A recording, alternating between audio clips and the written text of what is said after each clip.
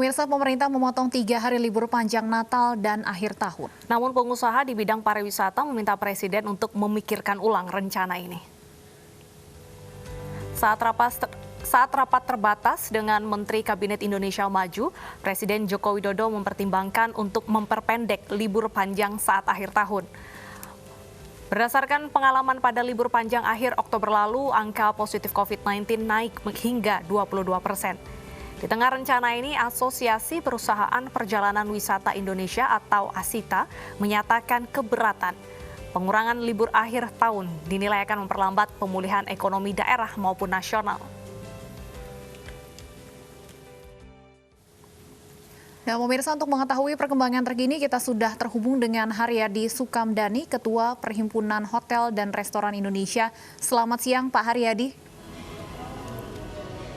Ya, selamat siang Mbak Stefani, Mbak Deta. Pak Haryadi, seperti apa tanggapan dari PHRI terkait rencana pemerintah memotong libur panjang akhir tahun? Ya, memang tentunya kalau dari sisi sektor pariwisata meminta pemerintah untuk meninjau kembali ya, karena memang dari sisi libur atau cuti bersama ini kan sudah direncanakan jauh-jauh hari ya, apalagi ini juga merupakan pergeseran dari cuti bersama saat hari raya Idul Fitri digeser ke Desember, sehingga banyak harapan dari pelaku sektor pariwisata untuk bisa mendapatkan perbaikan dari sisi pendapatan di bulan Desember.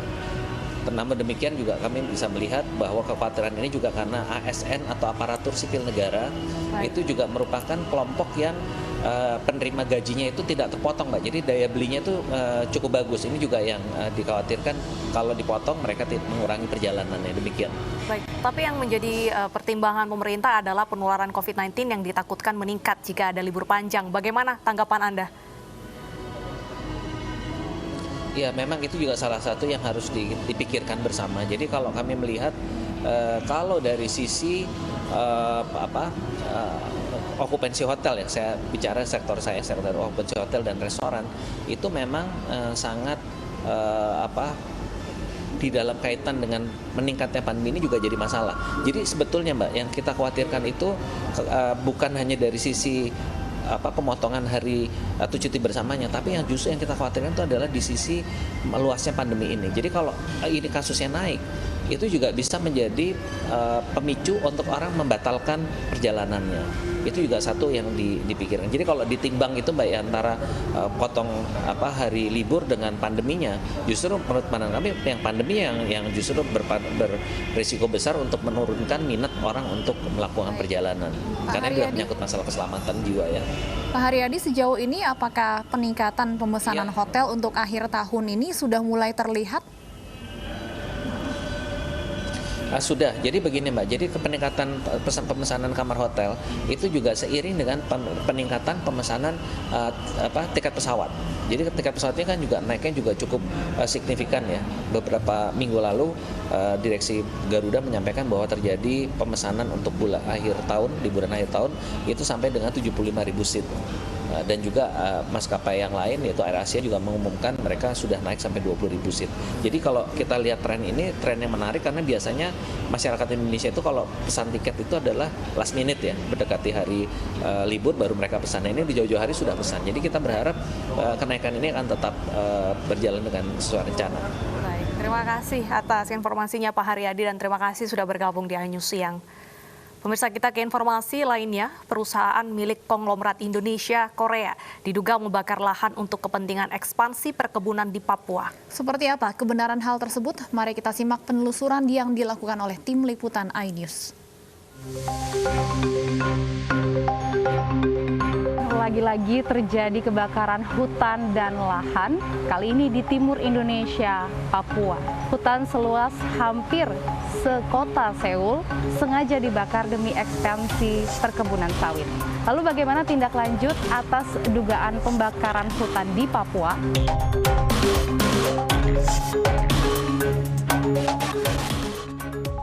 Kolaborasi investigasi inovatif Greenpeace Internasional dan Forensik Arsitektur mengungkap kegiatan di Provinsi Papua.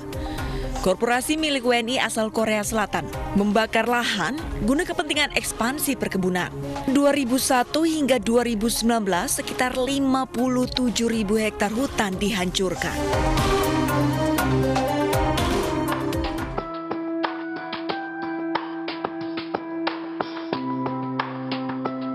Nah, sekarang saya sudah bersama dengan Pak Kiki Taufik, Kepala Kampanye Hutan Indonesia Greenpeace Southeast Asia.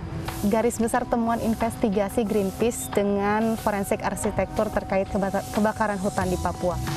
Data series dari citra satelit kita bisa lihat dari 2011 sampai 2016 titik apinya itu bergerak dari arah tengah, dari arah barat ke arah timur, sesuai dengan pembukaan hutan di wilayah di dalam konsesi PT Dongin Prabawa.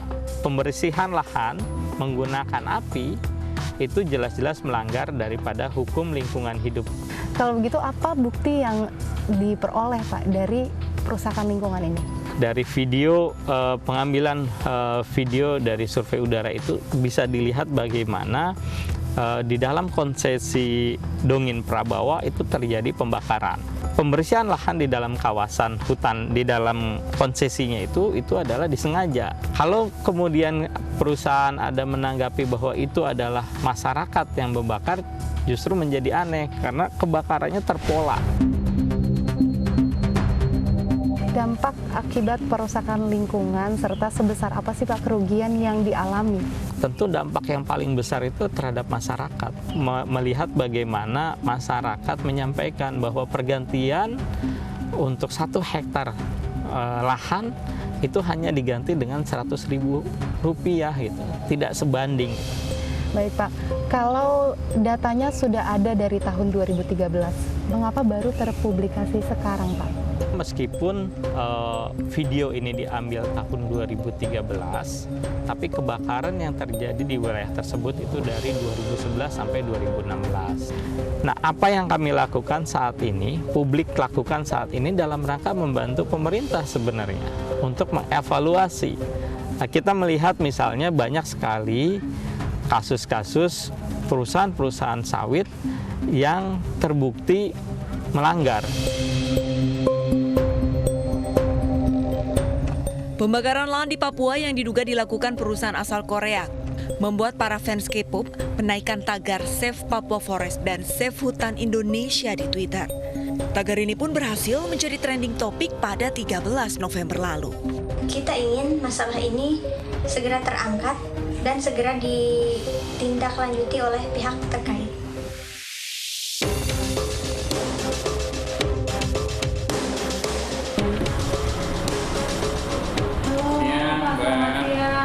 Bapak Pak Nunu? Bukan. Oh, bukan. Saya stafnya Pak Nunu. Iya, pakai masker aja, Pak. Iya. Iya. Jadi bagaimana Pak Nunu? Beliau ada di tempat atau gimana? Kira-kira mau wawancara terkait apa ya?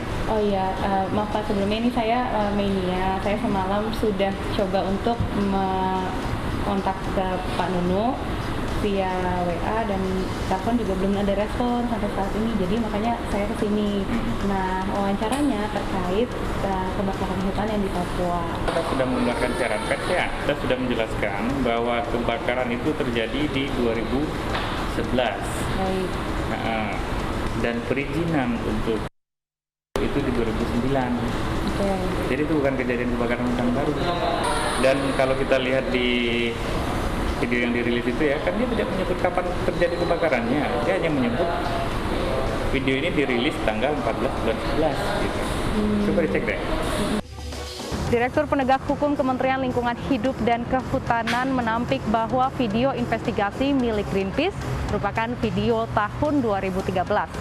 Sementara di sisi lain pihak Greenpeace memaparkan bahwa investigasi yang telah berjalan lama pada 2016 silam sempat dilaporkan ke pihak berwajib namun tidak ada tindak lanjut. Hingga kini, pihak Greenpeace masih menanti ketegasan pemerintah terkait perlindungan undang-undang bagi hutan di Indonesia. Dari Jakarta, Media Mutiara Dharma Pandularas, iNews melaporkan. Ya pemirsa, serangan jantung bisa dialami oleh siapa saja sehingga Anda harus waspada. Untuk informasi terkait dengan serangan jantung Anda bisa langsung klik www.sindonews.com.